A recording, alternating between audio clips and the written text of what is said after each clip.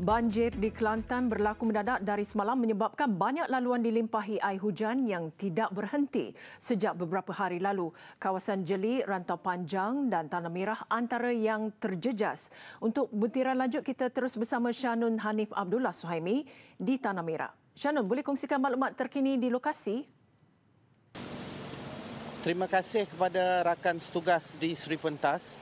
Saya kini berada di kawasan Panglima Bayu, di mana di kawasan ini bersempadan dengan Rantau Panjang dan juga Jeli. Tempat saya duduk berdiri ini ialah kawasan Tanah Merah. Dan di kawasan ini air telah menaiki di beberapa laluan, menyebabkan beberapa laluan dinaiki air yang agak tinggi dan ada antaranya tidak boleh dilalui oleh kenderaan berat sekalipun. Dan banjir naik mendadak pada pagi ini sejak maghrib semalam.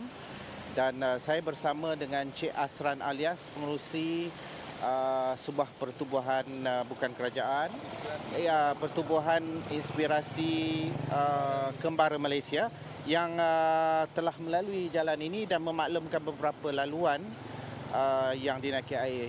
Terima kasih Cik Asran. Jadi boleh Cik Asran nyatakan laluan mana yang tidak boleh dilalui?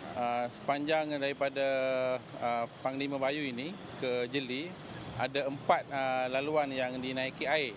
Yang pertamanya adalah di sinilah tempat yang kita berada pada sekarang ini, di hadapan Masjid Panglima Bayu ini. Air mula naik pada jam 4 pagi. Dan sehingga sekarang air masih lagi ada. Dan banjir ini adalah banjir yang mengejut, jarang-jarang sekali berlaku. Dan di laluan yang kedua di Nibong, dan laluan yang ketiga di Bukit Bunga, di hadapan Pantai Timur, Bukit Bunga. Dan di sana kita boleh melihat banyak kedai-kedai yang tenggelam. Dan di laluan yang terakhir adalah di hadapan Sekolah Menengah Kebangsaan Air Lanas.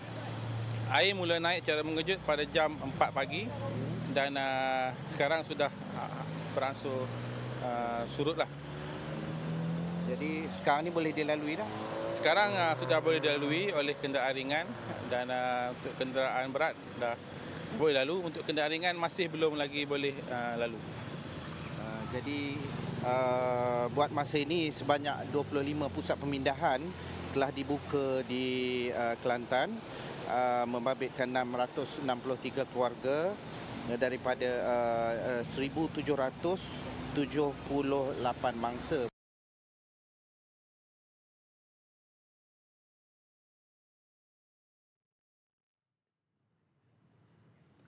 Jumlah mangsa banjir di Johor terus menurun kepada 5,367 orang dengan 7 daerah terjejas. Sebanyak 65 pusat pemindahan sementara PPS masih dibuka sehingga pagi tadi. Pengerusi Jawatankuasa Kerajaan Tempatan, Kesejahteraan Bandar dan Alam Sekitar Johor, Tan Chin Chun berkata, operasi pemantauan terus dilaksanakan oleh agensi berkaitan. Ia sebagai langkah berjaga-jaga berikutan keadaan cuaca tidak menentu, termasuk amaran hujan lebat yang berterusan. Segamat kini mencatatkan jumlah PPS tertinggi iaitu 24, diikuti Keluang 13, Kota Tinggi 10, Mersing 9, Batu Pahat 4, Pontian 3 dan Kulai 2. Di Segamat, jumlah mangsa banjir juga menurun kepada 1,197 orang daripada 319 keluarga. Manakala mangsa banjir di Keluang pula menurun kepada 1,722 orang daripada 480 keluarga.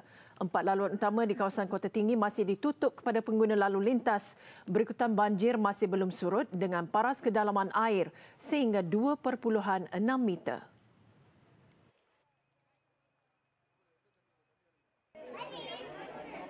Di Pahang, jumlah mangsa banjir di Pusat Pemindahan Sementara PPS bertambah kepada 1,071 mangsa pada jam 12 tengah hari tadi berbanding 1,028 mangsa semalam.